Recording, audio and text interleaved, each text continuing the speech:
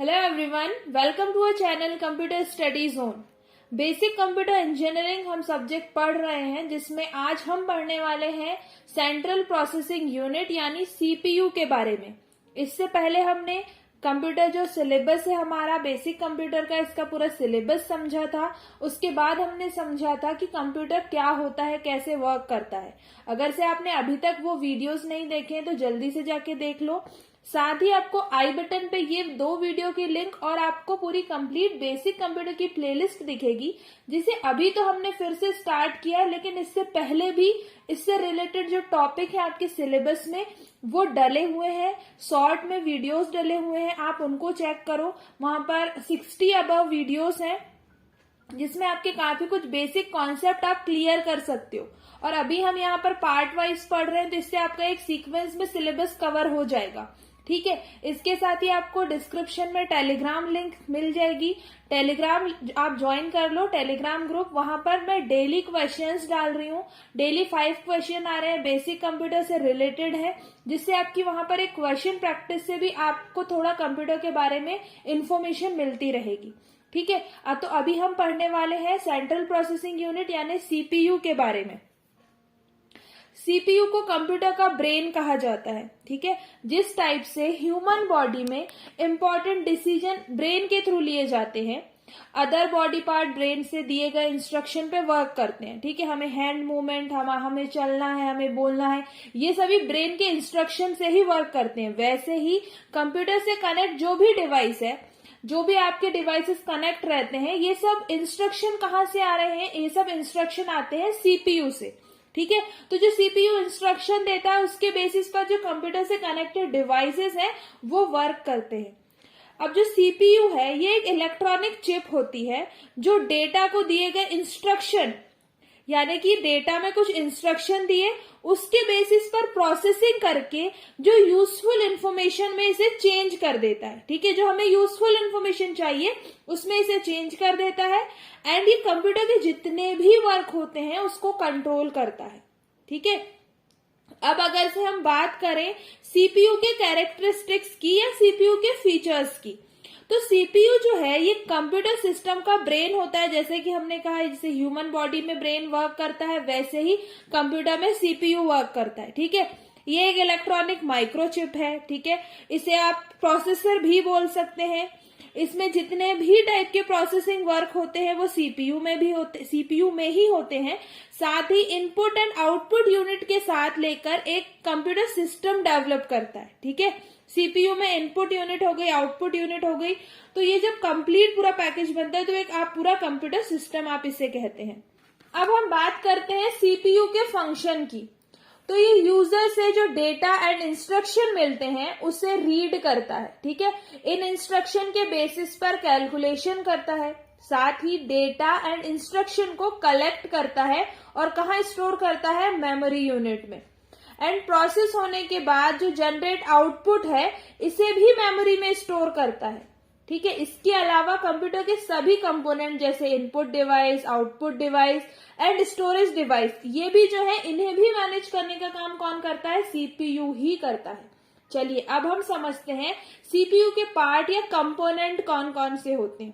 First होता है memory unit, जिसे आप स्टोरेज यूनिट भी कह सकते हैं। सेकंड होता है कंट्रोल यूनिट एंड थर्ड होता है अरिथमेटिक लॉजिक यूनिट। इसमें जो मेमोरी यूनिट है इसे स्टोरेज यूनिट भी कहते हैं, जिसमें data, instruction, intermediate result, final result या इंफॉर्मेशन को स्टोर किया जाता है। सेकंड पार्ट है कंट्रोल यूनिट। ये सीपीयू का एक इम्पॉर्टेंट पार्ट है जो कि कंप्यूटर के सभी कंपोनेंट की मूवमेंट को मेंटेन करता है। ठीक है, कंप्यूटर में जो भी मूवमेंट हो रही है उसे मेंटेन करने का काम कंट्रोल यूनिट का होता है। एंड प्रोसेसर के जो ऑपरेशन होते हैं उसको डायरेक्ट भी करता है ये और कंट्रोल भी करता है। ठीक है, कंप्यूटर से कनेक्ट जो भी डिवाइस हैं जैसे कि monitor, printer, scanner, mouse, magnetic disk, ये जो भी वर्क करते हैं इनको भी कंट्रोल करने का काम कंट्रोल यूनिट में ही होता है। ठीक है, ये जितने भी डिवाइसेस मैंने कहे, ये डिवाइस के बीच में बैलेंस बना रहे, इनको मेंटेन करने का काम, कौन से डिवाइस को कब वर्क कर रहा है, कितने टाइम तक वर्क करना है, ये सभी चीजें कंट्रोल यूनिट ही डिसाइड करती है।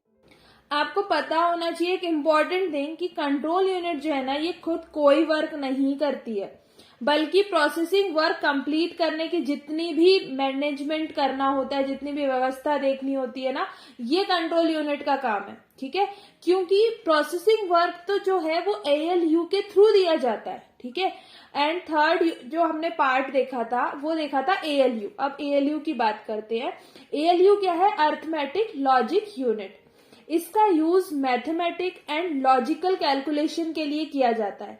मैथमेटिकल कैलकुलेशन की अगर से हम बात करें तो आपको कुछ ऐड करना है, कुछ सब्ट्रैक्ट करना है, कुछ मल्टीप्लाई करना है एंड कुछ डिवाइड करना है। ठीक है, अब लॉजिकल कैलकुलेशन की अगर से हम बात करें, इसमें आ जाते हैं जैसे कंडीशन बेस्ड ऑपरेशन आ जाते हैं, जैसे कि equals to, less than, greater than, less than equal to, greater than equal to, less than not equal to, greater than not equal to, ये सभी लॉजिकल ऑपरेशन के अंदर आते हैं। ठीक है, अब इसके बाद हम देखते हैं कि कोर क्या होता है। जो प्रोसेसर है CPU, इसमें कोर क्या होता है? कोर CPU मींस प्रोसेसर के अंदर लगी एक कंप्यूटेशन करने वाली चिप। ठीक है, वन कोर को सिंगल कोर प्रोसेसर कहते हैं। इसे गीगाहर्ट्ज में कैलकुलेट किया जाता है। इट मींस कि जो प्रोसेसर जितने ज्यादा गीगाहर्ट्ज का होगा उतनी ही स्पीड से ये कैलकुलेशन करेगा। ये जो सिंगल कोर प्रोसेसर है, इसमें ज्यादा वर्कलोड होने पर ये हैंग होने लगते हैं। हम कई बार कहते हैं ना कि प्रोसेसर हैंग हो रहा है, प्रोसेसर अच्छा नहीं, हम इस वे में तो बोल लेते हैं, बट टेक्निकल टर्म में अगर से आप देखो तो अब आप समझ सकते हो कि हाँ, यहाँ पर अगर से सिस्टम हैंग हो रहा है तो आप बता सकते हैं कि कौन सा कोर का प्रोसेसर है। ठीक है, अगर से सिंगल कोर है मतलब वो ज्यादा हैंग होगा अगर से आप उसमें ज्यादा वर्कलोड करोगे तो। ठीक है, इस टाइप से अगर से आपको इसकी हैंग होने की जो प्रॉब्लम है इसे आपको कम करना है तो आप क्या कर सकते हैं, इसकी कैपेसिटी इंक्रीज कर सकते हैं। इस इंक्रीज करने के लिए आपको क्या करना होगा, एक्स्ट्रा कोर प्रोसेसर लगा सकते हैं। जैसे कि आपने सुना ही होगा dual core processor, quad core processor, hexa core processor, octa core processor and Deka core processor. ठीक है, एंड आपने जनरली प्रोसेसर के नेम भी सुने होंगे जो ब्रांड के नेम से पॉपुलर होते हैं। इसमें फर्स्ट है इंटेल प्रोसेसर, जो वर्ल्ड की लार्जेस्ट माइक्रो प्रोसेसर बनाने वाली कंपनी है इंटेल। इसी कंपनी ने सबसे पहला प्रोसेसर बनाया था। इसका mostly use micro personal computer में होता है, जैसे कि सेलेरॉन, पेडियम, इंटेनियम एक्सेट्रा। सेकंड जो प्रोसेसर ब्रांड है ये है AMD। इसका फुल फॉर्म है एडवांस माइक्रो डिवाइस। इंटेल के बाद जो सबसे ज्यादा यूज होने वाला प्रोसेसर है वो है AMD। इसकी जो पॉपुलर फैमिली मेंबर है वो है ड्यूरॉन, एथेलॉन एंड ऑपेट्रॉन। एंड थर्ड जो ब्रांड है वो है मोटोरोला। इस कंपनी के प्रोसेसर मोस्टली एप्पल कंप्यूटर में यूज किए जाते हैं। अब आपने एक टर्म अगर से सुनी है या नहीं सुनी, बट टर्म एक आती है इसी में, हाइपर थ्रेडिंग। इसमें क्या होता है, कुछ CPU अपने प्रेजेंट फिजिकल कोर को वर्चुअलाइज कर उसे ज्यादा कोर की कैपेसिटी जनरेट करते हैं। अब ये सारी जो प्रोसेस है इसे हम समझते हैं, और ये जो प्रोसेस है इसे कहते हैं हाइपर थ्रेडिंग। ठीक है, अब जैसे कि एक एग्जांपल से समझते हैं, सिंगल कोर प्रोसेसर आप यूज कर रहे हैं, लेकिन ये जो सिंगल कोर है ये वर्क कैसे करेगा, ड्यूअल कोर के जैसे। ठीक है, तो इसके जैसे जो वर्क कर रहा है, इस प्रोसेस को आपने यहाँ पर क्या किया, सिंगल कोर को वर्चुअलाइज कर दिया।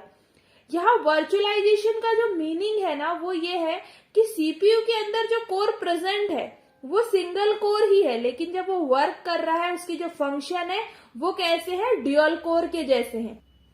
यहाँ पर अब ये वर्क कैसे कर रहा है, ड्यूअल कोर के जैसे फंक्शन क्यों कर रहा है, क्योंकि यहाँ पर सेपरेट थ्रेड होता है, बट फिजिकल कोर जो होता है वो बेस्ट परफॉर्म करता है वर्चुअल कोर के कंपैरिजन में। तो ये जो पूरी प्रोसेस हुई इसे हाइपर थ्रेडिंग कहा जाता है। कई बार ऐसा होता है कि आप कोई ऑब्जेक्टिव क्वेश्चन सॉल्व कर रहे हैं बेसिक कंप्यूटर के, हो सकता है कि आपके सिलेबस में भी अगर से कभी एक शॉर्ट नोट आ जाए हाइपर थ्रेडिंग का, तो आप बता सकते हैं कि सिंगल कोर प्रोसेसर हम यूज कर रहे हैं, बट उसे आपने वर्चुअलाइज किया और ड्यूअल कोर के जैसे वर्क करने लगा। ठीक है, तो ये छोटा सा तो कॉन्सेप्ट है, बट हमें थोड़ा पता होना चाहिए इसके बारे में भी, क्योंकि ये जो सारी टर्म है ये कहीं ना कहीं CPU के आसपास ही लेके जा रही है, हमें CPU से रिलेटेड ही है। ठीक है, अब CPU की एक और टर्म, इस पे भी शॉर्ट क्वेश्चन आपको देखने मिल सकता है, वो होता है क्लॉक स्पीड। ठीक है। अब ये क्लॉक स्पीड क्या होती है? किसी भी प्रोसेसर की क्लॉक स्पीड उसे कहते हैं जहां की एक जो प्रोसेसर है वो 1 सेकेंड में कितने नंबर ऑफ इंस्ट्रक्शन को प्रोसेस कर सकता है। इसे आप अगर से मेजर करने की बात करो तो इसे गीगाहर्ट्ज में मेजर किया जाता है। अब एक एग्जांपल से समझते हैं। सीपीयू की जो क्लॉक स्पीड है वो 1 हर्ट्ज है। इट मीन्स कि ये 1 सेकेंड में 1 ही इंस्ट्रक्शन को प्रोसेस कर रहा है। बट सीपीयू की क्लॉक स्पीड अगर से 3 गीगाहर्ट्ज है तब ये 1 सेकेंड में 3 बिलियन इंस्ट्रक्शन को प्रोसेस करेगा। ठीक है। सो ये हो गई उसकी क्लॉक स्पीड। तो यहां से हमें 2 शॉर्ट क्वेश्चन के जो टॉपिक मिले, चाहे उसे आप ऑब्जेक्टिव वे के उसमें समझो या आप शॉर्ट नोट में समझो, तो एक आ गया हाइपर थ्रेडिंग एंड सेकेंड आया क्लॉक स्पीड। अब इसके बाद हम बात करते हैं कि जो सीपीयू है ये वर्क कैसे करता है। ठीक है। सीपीयू के इन्वेंशन से अभी तक इसमें बहुत सारे इंप्रूवमेंट्स हुए हैं, बट इतने सारे इंप्रूवमेंट के बाद भी सीपीयू के जो बेसिक फंक्शन है ना वो अभी तक सेम ही है। ठीक है। फर्स्ट है फैच, सेकंड है डिकोड एंड थर्ड है एग्जीक्यूट। इसमें जो फैच है ना इसमें इंस्ट्रक्शन को रिसीव किया जाता है एंड रैम से सीपीयू तक पास किया जाता है। अब ये जो इंस्ट्रक्शन किसी एक ऑपरेशन का एक छोटा सा पार्ट है। ठीक है। कंप्लीट पूरा ऑपरेशन हो रहा है, उसका एक छोटा सा पार्ट है इंस्ट्रक्शन। इसके बाद सीपीयू इस इंस्ट्रक्शन को पास कर देता है डिकोडर के पास, जहां पर इंस्ट्रक्शन को कन्वर्ट किया जाता है सिग्नल्स में। एंड जो लास्ट स्टेप है, डिकोडर इंस्ट्रक्शन को सीपीयू के रिलेवेंट पार्ट में भेज देता है, जहां पर इसे कंप्लीट किया जाता है। एंड जो सीपीयू पे जो रिजल्ट आता है ना वो सीपीयू रजिस्टर में स्टोर होता है। सो ये जो पूरी कंप्लीट प्रोसेस हुई जिसमें आपने इंस्ट्रक्शन फैच हुआ, फिर डिकोड हुआ सिग्नल में एंड फिर एग्जीक्यूट होकर के हमें रिजल्ट मिला। ठीक है। तो ये सीपीयू की वर्किंग की पूरी प्रोसेस हो गई।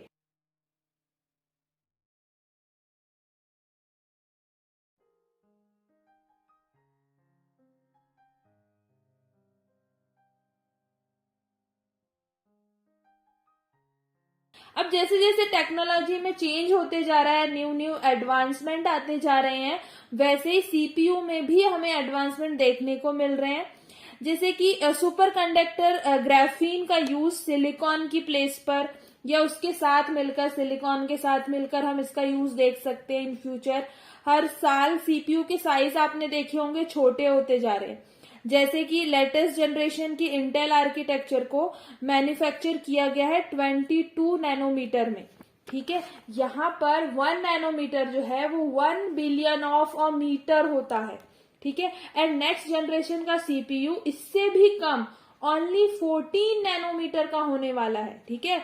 सीपीयू के छोटे होने से सीपीयू की जो पावर कंजप्शन है उसे भी लोअर किया जा सकता है एंड एक्स्ट्रा कोर भी ऐड किए जा सकते हैं। ठीक है। तो हमने जो कोर के बारे में पढ़ा, कोर से रिलेटेड हमने देखा हाइपर थ्रेडिंग। ठीक है। सीपीयू की क्लॉक स्पीड क्या होती है, सीपीयू में वर्क करते हैं तो फैच, डिकोड एंड एग्जीक्यूट। तो आपने ये सारी टर्म देखी। आई होप कि सीपीयू के बारे में अगर से आपका कोई क्वेश्चन आता है तो आप उसे प्रॉपरली अब सॉल्व कर पाएंगे, प्रॉपरली आप उसका आंसर कर पाएंगे। एंड अगर से आपको वीडियो अच्छा लगा है तो आप कमेंट करके जरूर बताएं। आपको अगर से समझ में आ रहा है जिस वे में आपको मैं एक्सप्लेन कर रही हूँ तो आप मुझे कमेंट करके वो भी बताएं। नेक्स्ट हम ऐसे ही अल्टरनेट डेज पर अगर से वीडियोस आ जा रहे हैं या नहीं भी आते हैं तो आपको 1-2 दिन का वेट करना होगा एंड नेक्स्ट पार्ट आपको मिल जाएगा। और जैसे कि मैंने स्टार्टिंग में ही कहा कि बेसिक जो कॉन्सेप्ट है उसके सिंगल वीडियोस भी मैंने कवर किए हुए हैं। तो आप अगर से बेसिक कंप्यूटर प्लेलिस्ट देखोगे ना, बेसिक कंप्यूटर इंजीनियरिंग की, तो आपको प्रीवियस वीडियो भी इसमें देखने को मिलेंगे जिसमें आप काफी कुछ चीजें समझ सकते हैं। ठीक है। टेलीग्राम चैनल आप ज्वाइन कर लें। और सबसे इम्पोर्टेंट कि आप चैनल को सब्सक्राइब नहीं करते हो, सिर्फ आप व्यू कर रहे हो बस, तो इसलिए आप चैनल को सब्सक्राइब कर दो, जिससे आपको जो भी वीडियोस हम पूरे कंप्लीट करने वाले हैं वो आपको नोटिफिकेशन भी मिलते रहेगा। उसका सब्सक्राइब कर दोगे तो आपको स्क्रीन पर दिखते रहेगा वीडियो। ठीक है। तो आप उसे कंटिन्यू देखें एंड अपना सिलेबस कंप्लीट करें। साथ ही मैं जो भी चीजें पढ़ा रही हूँ स्टार्टिंग से, अगर से आपने दोनों वीडियो नहीं देखे हैं तो आप नोट्स बनाना स्टार्ट कर दे, जिससे आपके पास एक शॉर्ट में लिखा हुआ रहेगा। तो आप जब रिवीजन करेंगे तो आपको प्रॉब्लम नहीं होगी, आप बार बार आपको भूलोगे नहीं आप, अगर से आप समझते हुए उसे लिख लोगे तो। Thank you.